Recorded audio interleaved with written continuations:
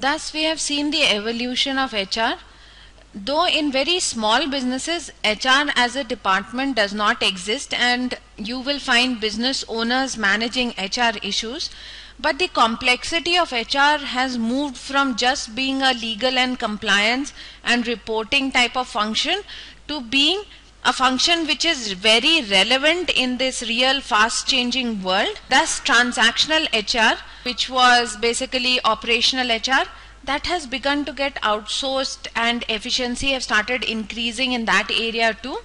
And what has really come in is transformational HR, and the focus has moved to talent acquisition and retention, improving the organization's human capital and culture. The culture of the organization and employee engagement are the new things that HR has started looking at. With the focus has moved to talent acquisition and retention, HR has become a department which supports in full the business goals and aspirations of the organization and is responsible for the culture and employee engagement of the organization. We have come ahead from the time I still remember in 2005 in Business Week, there were reports on why HR gets no respect. And then you have this, why do we hate HR, and the evil personnel director in Dilbert.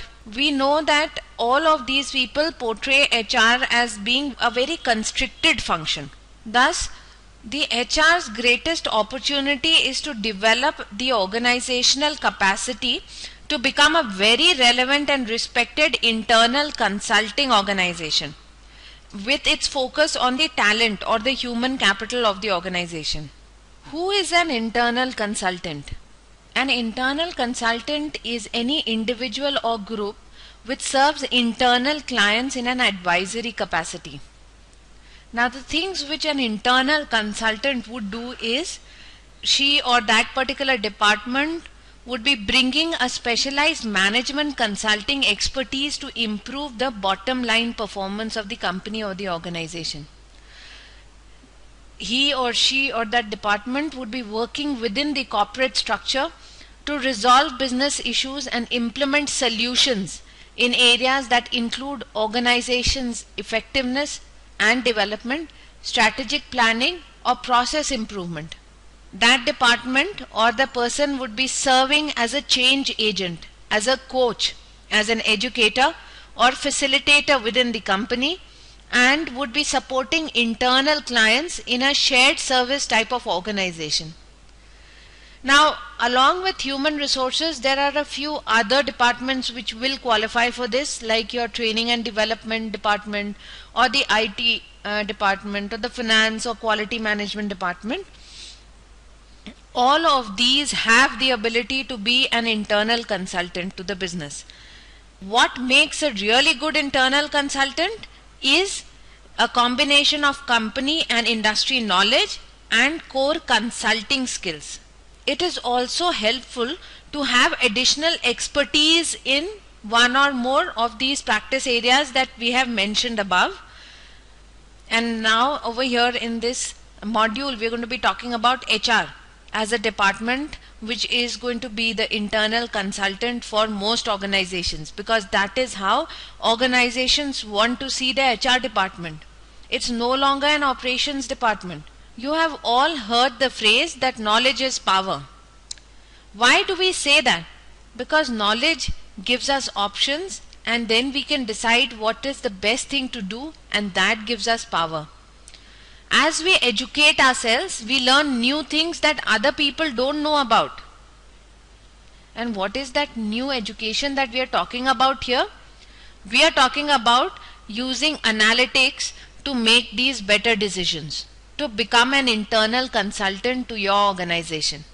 So what we are now talking about is an incredibly efficient HR firm. And we know today that there are a lot of ways that HR has data coming in. You have lots and lots of types of data that comes into HR. You have data which comes through your leave cards, which comes through disciplinary procedures, grievances, authority, accountability, voice of employee, compensation, motivation, contract of employment. There's just n number of things which is coming in. But are we really, as human resource personnel, are we really able to use this in the most efficient way? Because what is analytics?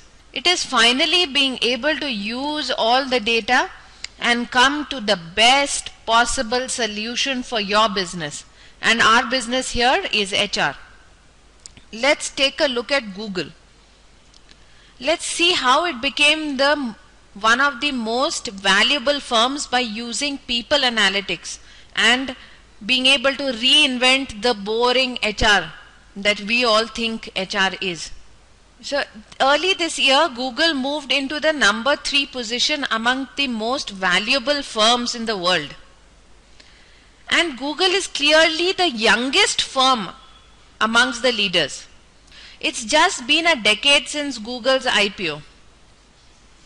Now most of the top 20 market capital listed firms could be described as old school. Most HR executives are beginning to learn that continuous innovation cannot occur until a firm makes a strategic shift towards a focus on great people management. A strategic focus on people management is very necessary because innovations come from people and you simply can't maximize innovations until you are capable of recruiting and retaining these innovators.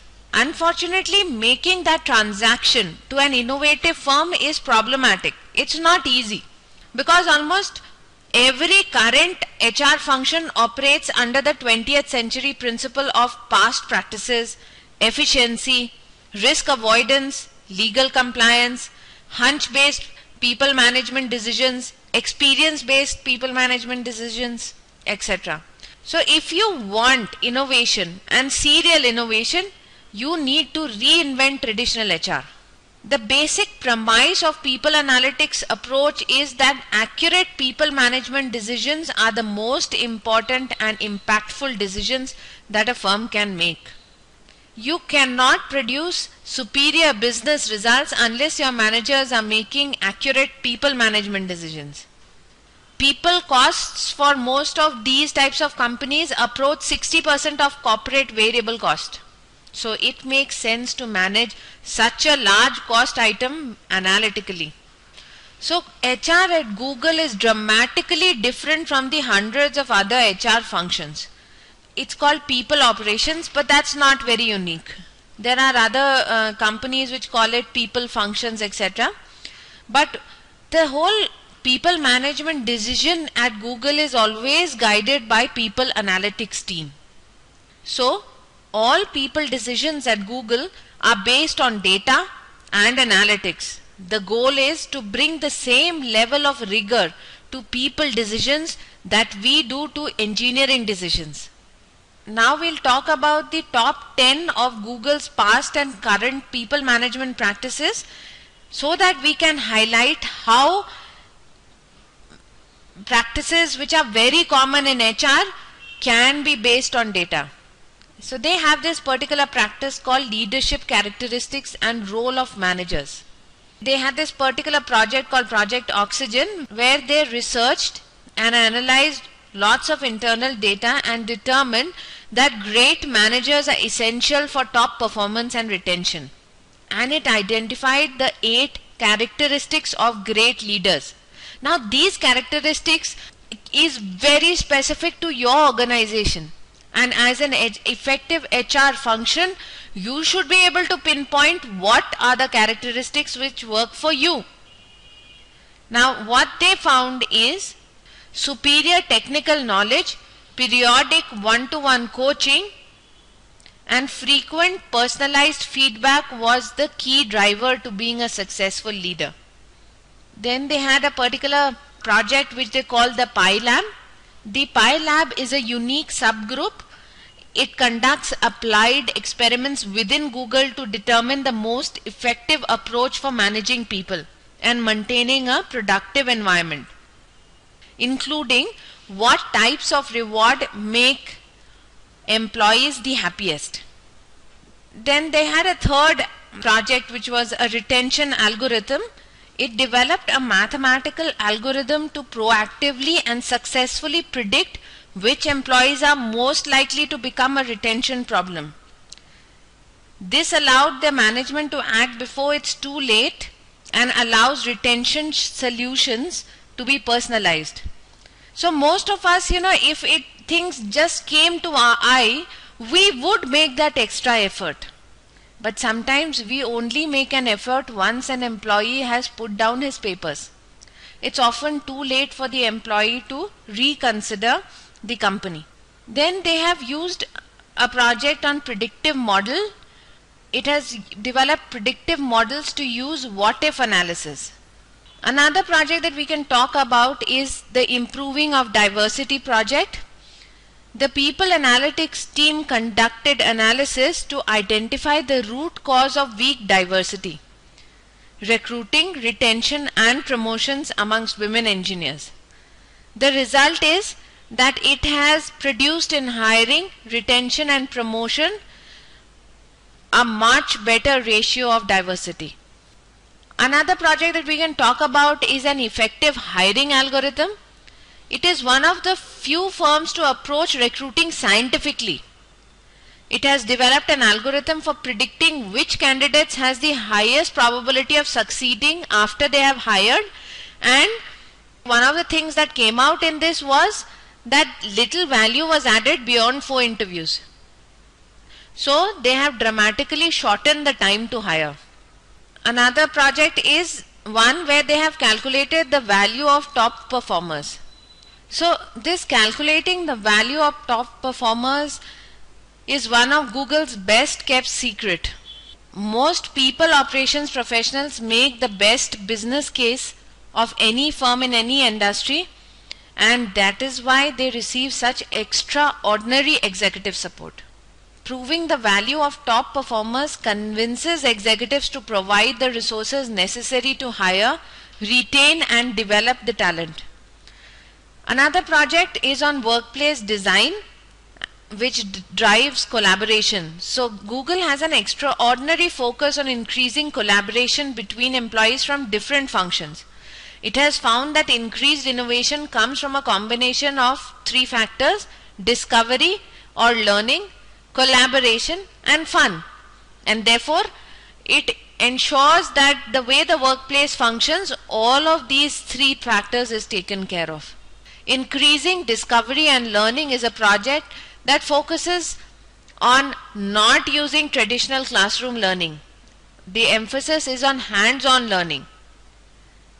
And this whole process of discovery and learning has made talent within Google explode. The 10th project that we'll talk about is that in Google, now as an HR manager, look at it this way. Even if you don't hire software engineers, every candidate that your firm has can work in any other firm of the industry. To summarize, Google is wildly successful because it attracts and retains extraordinary talent. And it can expand and grow because it can attract and retain talent in any new field or job family. As a result, the primary reason for us to copy and learn from Google is, if we are supposed to work like Google, and we want to successfully attract and retain the same caliber of top talent and innovators, then our firm will also dominate the industry or the product line that we are working in. Most HR executives are not aware of things like what Google does, Google's analytical approach. And it is true that most of the successful HR managers do a certain amount of data analytics to come to decisions. It's just that there is no very standard approach that they use. Most of them do not drive it as a process to be replicated and worked on continuously. Thus, like the waves of business analytics which started in the industrial economy in the 1980s and 90s and then moved to the financial economy of credit cards, etc., and customer marketing, web economy, it's finally come to the talent economy. And now we are hoping that HR analytics is going to really shine. There'll be huge number of jobs opened up to it, and even people who do not want to become an analyst, who do not want to spend all their life doing analytics, it's quite okay as long as you understand what analytics can do, as long as you understand how to derive value from numbers. In analytics, we are not expected to do the maths ourselves. We have lots of analytics software as a service, and some of them are very customized to HR analytics. So the common analytics software as a service modules are Revolution R, SAS, SPSS, Excel, Excel Stat. All of these are very, very common. And there are some which are very specific to HR analytics. You have Workforce Intelligence, Big Data Analytics, Workday Analytics, Oracle's Fusion HCM. All these packages are very specific to HR. If we do understand the value that working on data can bring us, there is a very lucrative job market out there for people with this talent. Isn't it the truth that when most of us go and join MBA and want to do HR management, we do it because we want to escape any type of number crunching? Yes, it is often true. But also it's true that all of us in India do a certain amount of maths till our post-graduation. Even in our MBA in the first semester, you have something called the quantitative ability, quantitative method, etc. Statistics.